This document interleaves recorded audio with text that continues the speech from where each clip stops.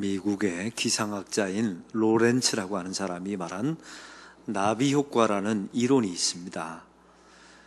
한 작은 사소해 보이는 한 일이 결국은 나중에 엄청난 파장과 결과를 낳게 된다는 기상 이론입니다.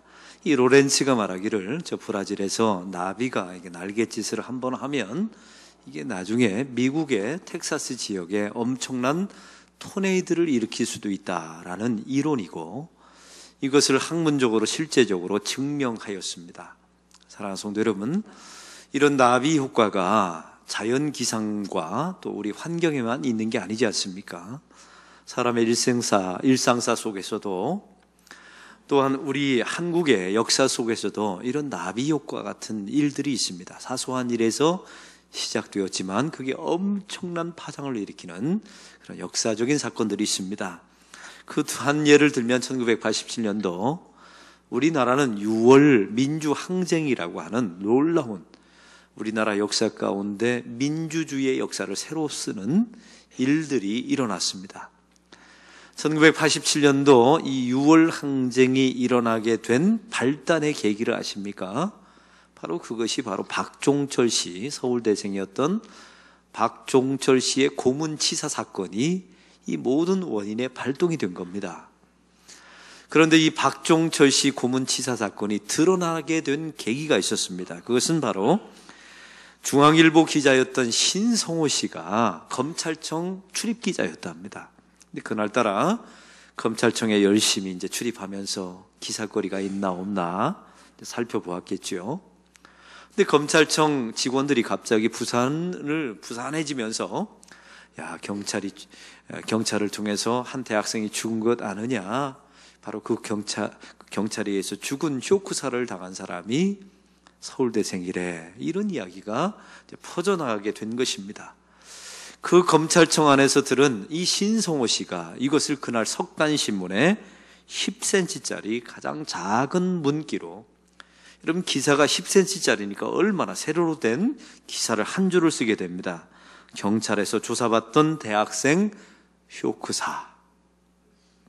이 10cm짜리 세로의 짧은 기사를 그날 저녁 기사에 싣습니다. 이게 발단이 되어서 6월 민주화 항쟁이 벌어지게 되고 우리나라는 역사 속에서 가장 획을 그을 만한 민주화 사건이 벌어지게 된 것입니다. 최근에도 마찬가지입니다. 박근혜 대통령의 탄핵과 재판은 우리에게 역사 속에서 엄청난 소용돌이를 일으켰죠. 그러나 그 발단을 보면 이 일이 어떻게 발단되었고 어떻게 드러나게 된 줄 여러분 기억나십니까? 최순실 씨가 자기의 자녀를 이화여대 대학에 부정입학을 시키게 됩니다. 그것이 발각되어서 바로 그 어린 이대생들이 데모하게 되면서 이 일이 발견되게 된 것입니다. 또 한 가지는요, 이 최순실 씨의 가장 가까이에서 최순실 씨를 도와주었던 고영태 씨라고 하는 사람이 최순실 씨와 관계가 멀어집니다. 섭섭하게 되고 무시를 받게 되자마자 자기가 섬겼던 최순실 씨의 그 모든 비리와 그 모든 정황을 다 검찰에 고발하게 된 사람이 가장 가까이 있었던 사람이었던 겁니다. 이 일을 통해서 우리나라는 엄청난 역사적인 파장을 겪게 되고 지금도 그 당사자는 감옥에서 재판을 받고 있습니다. 너무나 사소해 보이는 일이 발단이었지만 그것이 역사를 바꾸어 놓았습니다. 사실은 사소해 보이는 일이었지만 사소한 일이 아니었던 것입니다. 오늘 말씀에 보면 이와 유사한 말씀이 나와 있습니다. 사소해 보였지만 결코 사소한 일이 아니었던 사건 말입니다. 그리고 오늘 말씀에 보면 너무나 세상 사람들 눈에 보면 사소해 보이는 일이었어요. 그런데 하나님을 믿는 한 사람이 그 사소해 보이는 일에 목숨을 걸게 됩니다. 이때 기독교 역사상에 어떤 일이 일어났는가? 이런 내용이 말씀 가운데 드러나 있습니다. 사도 바울은 지금 가이사랴에 있는 헤롯궁에 갇혀 있습니다. 2년 동안 속수무책으로 갇혀 있지요. 사도 바울이 헤롯궁에 갇혀 있게 된 이유는 이렇습니다. 총독 벨리스가 돈을 얻고자 하여 사도 바울을 감옥에다 2년 동안 가두어두게 됩니다. 그리고 유대인들에게 환심을 사기 위해서 사도 바울을 무작정 언제 풀려날지 모릅니다. 언제 풀린다고 풀어준다라고 약속한 바도 없습니다. 이렇게 무작정 2년 동안의 세월이 지나가 버리고 맙니다. 안 그래도 사도 바울 마음속에는 복음을 들고 로마에 들어가서 복음을 전하고 싶은 마음들이 있었죠. 근데 속수무책으로 당하면서 허송 세월이 헤롯궁 안에서 2년을 보내게 됩니다. 감옥에서 2년이 다 되었을 쯤에 너무나 역사 가운데 사소해 보이는 일 한 가지가 벌어지게 됩니다. 유대 땅 안에, 이 총독의 관할 속에 있었던 유대 땅 안에 아주 작은 소요가 생겨났답니다. 지금으로 말하면 작은 데모가 일어난 거예요. 총독 벨리스가 지배하고 있는 그 땅에서, 유대 땅 안에서 작은 데모가 일어났는데, 이 데모가 이상하게 촉발을 거쳐서 점점 더 커지게 되었습니다. 이 데모가 소유가 커지다 보니까 관할 총독이었던 벨릭스가 군대를 동원해서 진압할 수밖에 없었어요. 이 당시의 역사학자였던 요세푸스 기록에 의하면 이 진압 사건으로 인해서 유대 사람들이 엄청나게 많이 죽었답니다. 예기치 못한 사건들이 벌어지게 된 것이죠.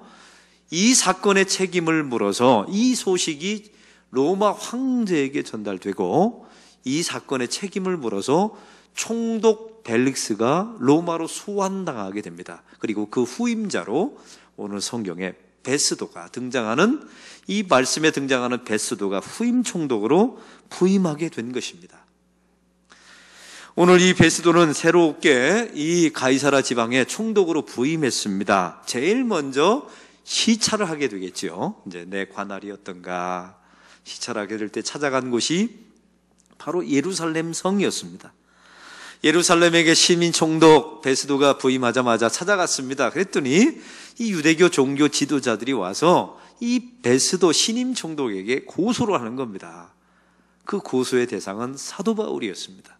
사랑하는 성도 여러분, 지독하지 않습니까? 지금 사도 바울은 예루살렘에 있는 게 아닙니다. 압송당해서 저희 가이사랴에 있는 헤롯궁 지하 감옥에 2년 동안 갇혀 있어요. 그리고 더군다나 2년이 지났습니다. 시간이. 그런데 신임 총독이 예루살렘에 오자마자 유대교 지도자들이 그 사도 바울을 다시 고발합니다. 이게 악의 지독한 속성이에요. 시간이 지난다고 해결되는 게 아닙니다. 이게 종교적인 영적인 문제이기 때문에 끝까지 파고 들어가는 것이죠. 유대교 종교 지도자들이 이 신임 총독 베스도에게 요구한 내용이 25장 3절에 나와 있습니다. 3절을 다 같이 읽겠습니다. 베스도의 호의로 바울을 예루살렘으로 옮기기를 정하니 이는 길에 매복하였다가 그를 죽이고자 함이더라. 베스도 총독에게 사도 바울을 예루살렘으로 좀 보내주십시오라고 청했다는 겁니다. 왜요? 그 오는 도중에 암살하려고 말입니다. 이때 베스도 총독이 이렇게 말합니다. 내가 처음 부임했기 때문에 전후 사정을 잘 모릅니다. 그래서 내가 당신들의 의견을 소중히 여겼다가 내가 가이사라로 내려가서 재판을 벌일 테니까 당신들이 끝까지 고소하고 싶은 마음이시면 나를 따라 내려와서 내가 본영이 머물러 있는 가이사랴에서 사도 바울을 고발해달라고 말합니다. 이 약속을 하고 이 신임 총독 베스도가 다시 내려와서 이제 가이사랴에 도착하게 된 겁니다. 그리고 이제 재판을 다시 벌이게 됐고요. 그 유대인들이 바로 예루살렘에서 다시 내려와서 가이사랴에서 이 사도 바울을 함께 고소하게 됐다는 사실입니다. 오늘 본문의 이야기는 이렇습니다. 이제 재판장이 벌어지고 사도 바울이 감옥에서 끌려 나왔습니다. 이 신임 총독 베스도가 이렇게 말합니다. 예루살렘에 올라가서 재판을 받으랴 라고 의향을 물어보게 됩니다. 왜냐하면 유대인들이 지금 지켜보고 있잖아요.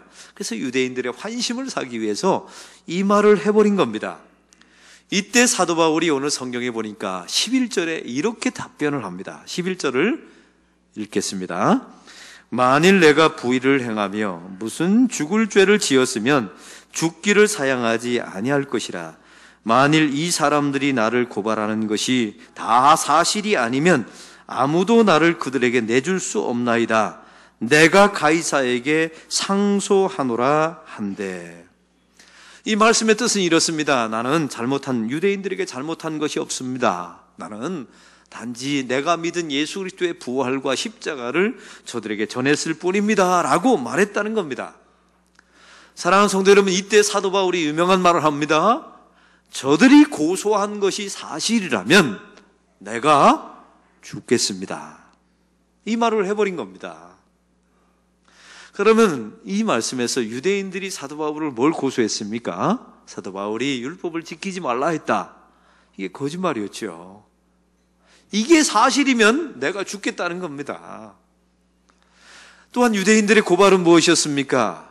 이방인 드로비모를 성전에 들여보내서 성전을 더럽게 했다. 이게 사실이라면 내가 죽겠다는 거예요. 사도 바울은 이 일에 자기의 목숨을 걸었습니다.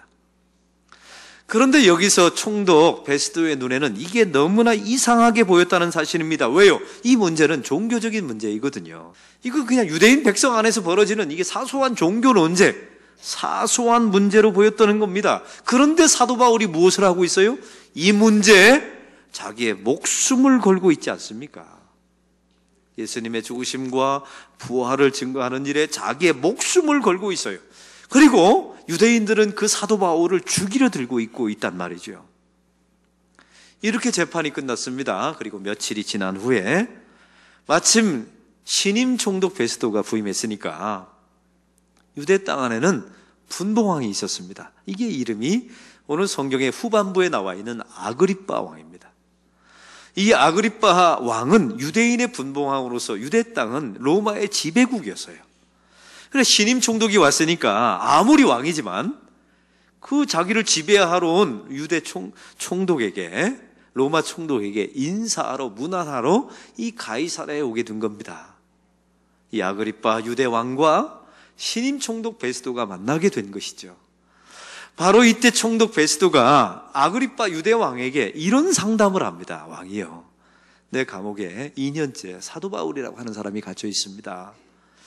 저 사람이 보니까 종교적인 문제로 갇혀 있고 유대인들이 죽이려고 하는데 나는 이해가 안 됩니다. 사소해 보이는 문제에 저 양반이 목숨을 걸고 있는데 이 문제를 어떻게 했으면 좋겠습니까? 라고 상담을 하게 됩니다.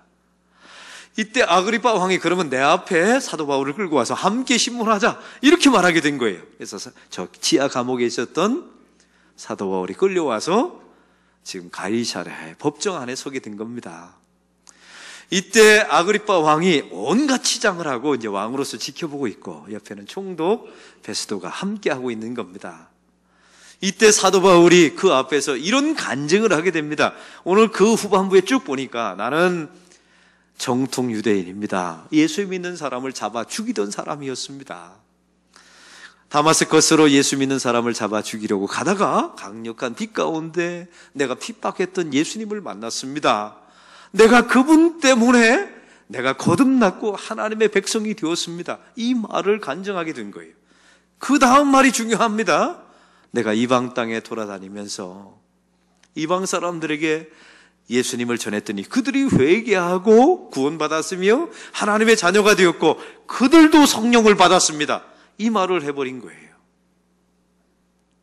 사실은 이 문제 때문에 유대인들이 격분해서 사도 바울을 죽이려 했던 것 아닙니까?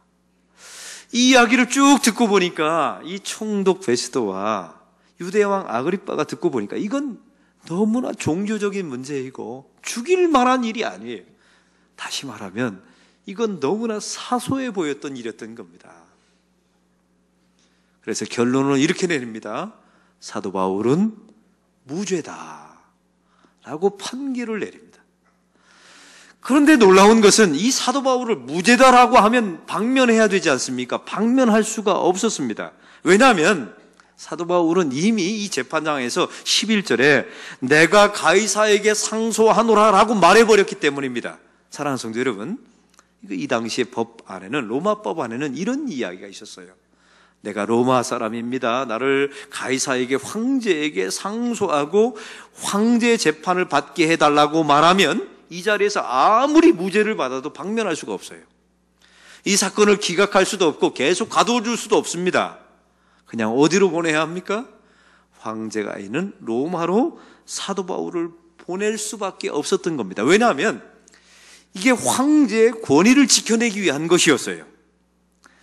이게 오늘 말씀의 전체 상황입니다. 그런데 우리는 이 말씀에서 두 가지 커다란 메시지를 얻을 수가 있습니다. 이 사도 바울의 간증을 보십시오. 사도 바울의 고백과 선언을 보십시오. 내가 예수님을 만나서 그 다메스커스에서 내가 변화되었습니다. 변화되었으면 그냥 말하지 않으면 되잖아요. 왜 그걸 굳이 말합니까? 이걸 말해서 유대인들의 증오를 산 거예요. 사소한 일에 사도 바울이 목숨을 건 것처럼 보인 거죠.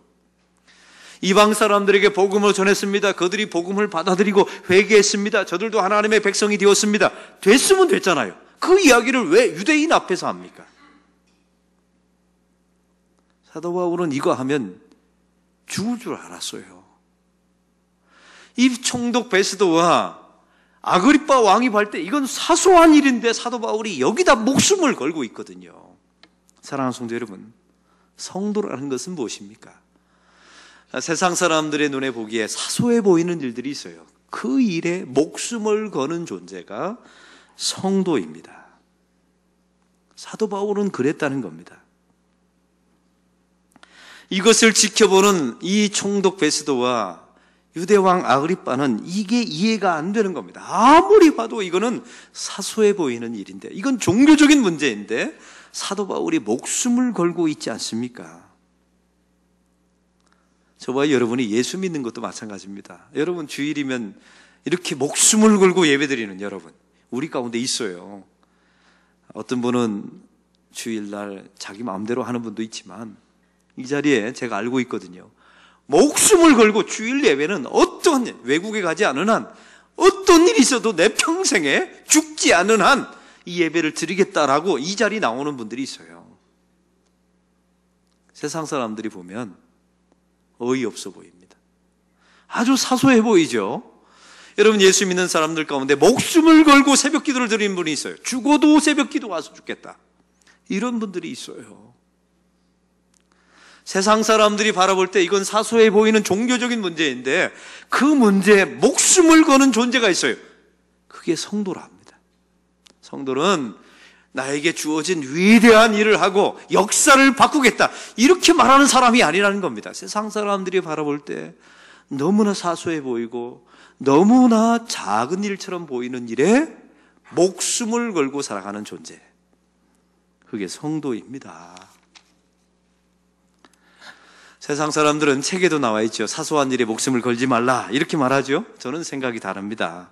신앙이라는 것은 사실 사소한 일의 연속이지 않습니까? 그 사소한 일에 하나님을 개입시키지 않으면 큰 일도 하나님 개입하지 않습니다. 아니, 우리가 하나님을 개입시키지 않지요. 사소한 일에 목숨을 걸어본 사람만이 나중에 중요한 일에 목숨을 겁니다. 저는 이 영적인 원리를 알아요. 성도도 마찬가지입니다. 오늘 사건을 보십시오. 이 베스도의 재판과 아그리빠 왕의 재판을 통해서 사도 바울은 27장에 다음 장에 이제 로마로 압송당합니다. 왜? 나를 가이사에게 상소해달라고 말합니다. 이것 때문에 말이죠. 근데 이 발단이 어떻게 일어났습니까? 유대 땅에 자그마한 소요로 일어났다는 사실입니다.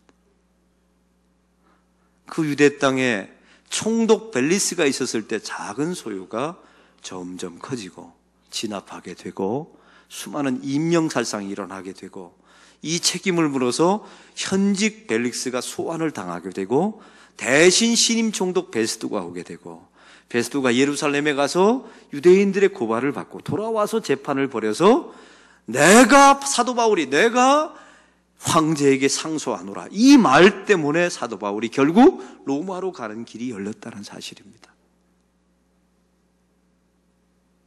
사랑하는 성도 여러분, 이 사건의 발단은 그 유대 땅에 이름도 없는 소수의 사람들의 데모가 역사에 엄청난 물줄기를 바꾸었다는 사실입니다.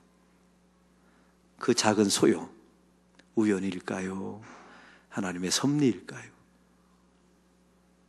하나님의 섭리였던 겁니다. 하나님은 이렇게 일하십니다. 우리 역사 속에 야 이제 큰일 할 테니 기다려라 이렇게 말하고 이렇게 사건을 일으키지 않아요. 성경 어디에도 보십시오. 우리 눈에 정말 사소해 보이는 일, 그 일을 통해서 하나님께서 역사를 바꾸십니다.